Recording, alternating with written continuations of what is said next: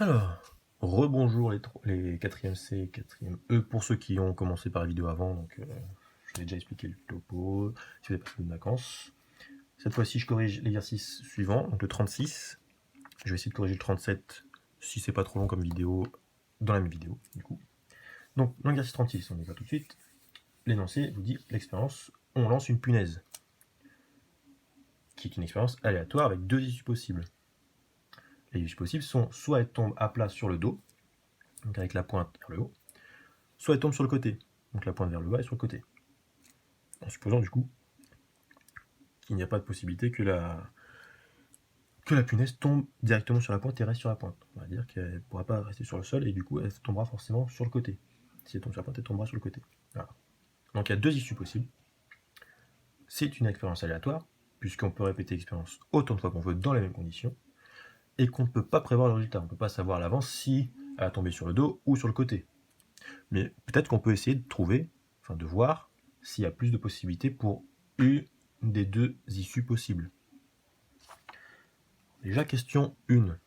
Peut-on savoir quelle est la probabilité d'obtenir une punaise sur le dos? Donc c'est une des deux résultats. Est-ce qu'on peut savoir à l'avance s'il y a une chance sur deux qu'elle tombe sur le dos, s'il y a 9 chances sur 10 qu'elle tombe sur le dos, ou une autre? Eh bien non. Vous ne pouvez pas le savoir. C'est pas comme un dé où il y a autant de chances d'obtenir un 1 qu'un 6. Là, on ne connaît pas cette expérience, on ne l'a jamais essayé, donc on ne peut pas vraiment savoir la probabilité de savoir si elle va tomber sur le dos ou pas. Donc non, on ne peut pas savoir.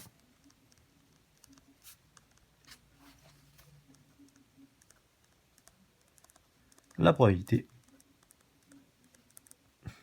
d'obtenir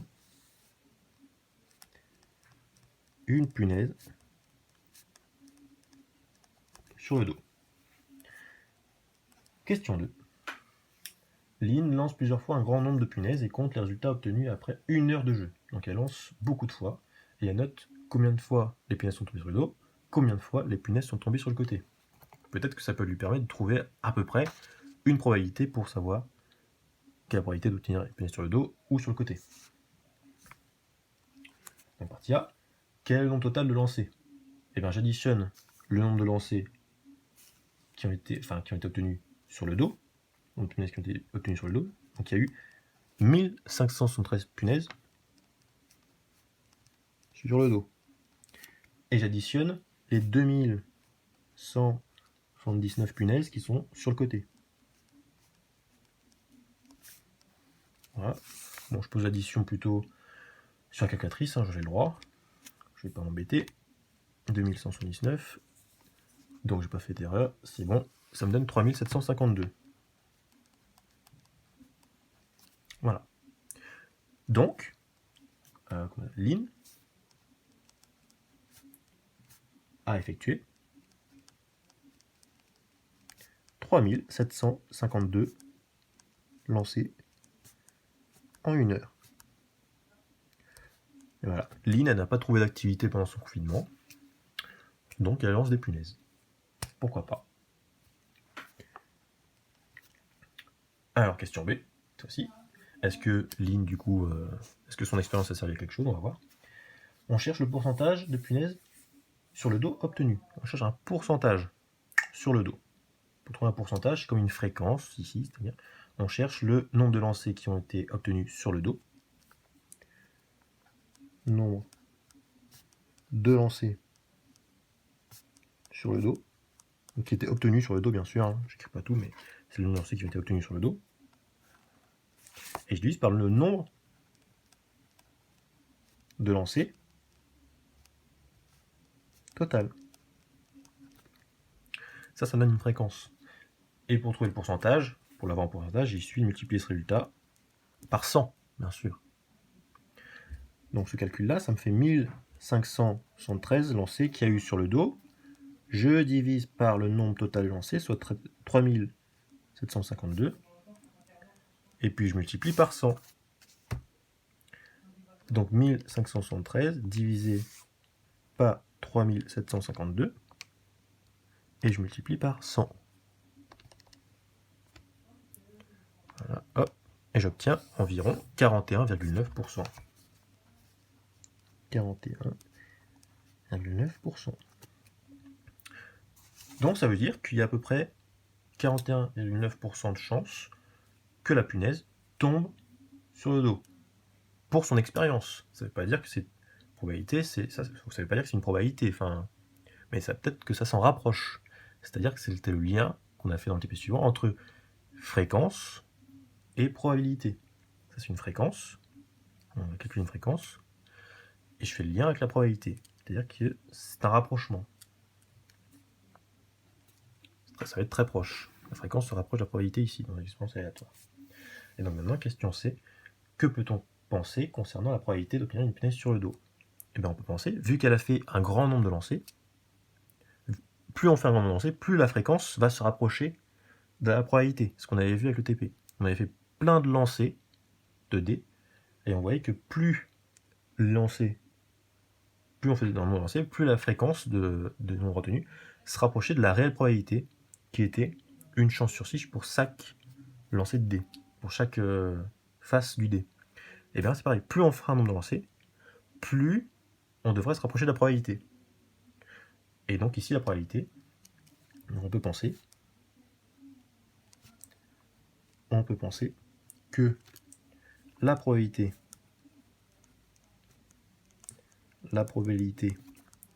d'obtenir une punaise sur le dos et ben, se rapproche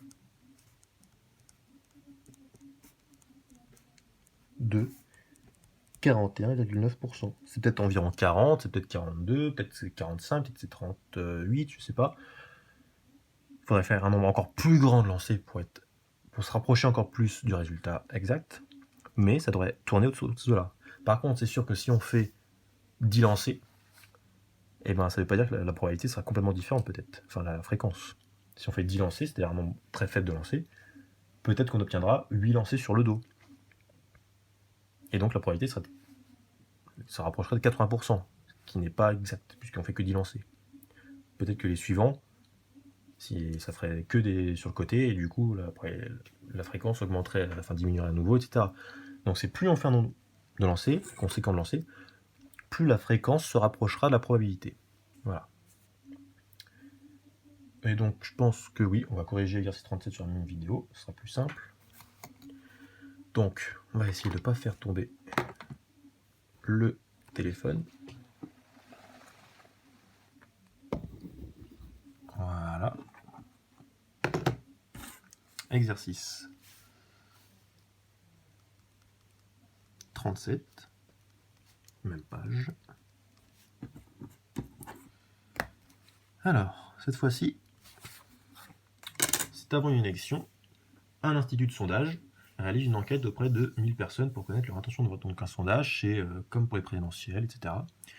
On interroge, on demande du coup un sondage auprès d'un certain groupe de personnes qui peuvent venir de différentes populations, de différents milieux, pour essayer de regrouper, pour que ça ressemble à la population générale, leur demander leur intention de vote, connaître leur intention de vote, et puis essayer de voir quelle serait à peu près, du coup, pour qui voterait un tel, pour qui voterait un tel, et du coup, ça peut donner une tendance, on va dire. Mais ça ne veut pas dire que ce sera exactement les mêmes votes le jour de l'élection. Attention, c'est juste une tendance. Donc on a 4 candidats, Michel Pays-Bas, Agathe Crillon, Alain Robet et Nicole Mulot. Et vous aviez en pourcentage les intentions de vote pour chacun.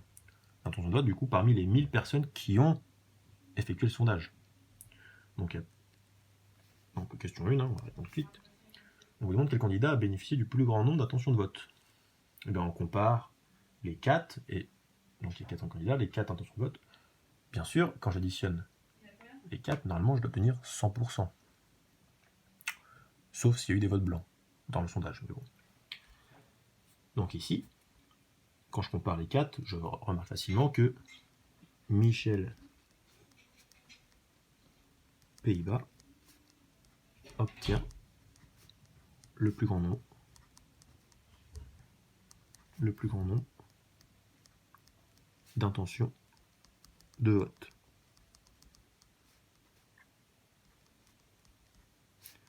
Avec précisément 35,2%.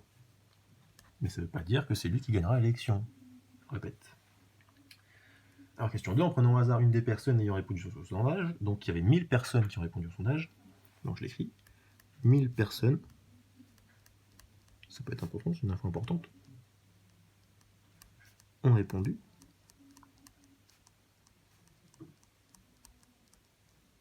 au sondage. Quelle est la probabilité qu'elle est prévue de voter pour Nicole Mulot? Nicole Mulot. Donc je note, Nicole Mulot par contre a reçu 20,8% d'intention de vote. A reçu 20,8% d'intention de vote. Voilà. Donc quelle est la probabilité qu'elle est prévue de voter pour Nicole Mulot? Eh bien, 20,8%, ça fait 20,8 sur 100. Comme on essaie d'éviter les nombres décimaux dans une fraction, on multiplie pour enlever la virgule par 10 en haut, et du coup je multiplie par 10 en bas pour garder la fraction égale. Donc ça fait 208 sur 1000. Et puis 208 sur 1000, je tape dans la calculatrice, ça me donne 0,208, ce qui est logique. On peut laisser sous forme de fraction, peu importe, environ 0,20, bon, 21. Donc, la probabilité qu'une personne, une personne qui fait partie des 1000 personnes, bien sûr, qui ont répondu au sondage, ait voté Nicole Mulot est de 0,208.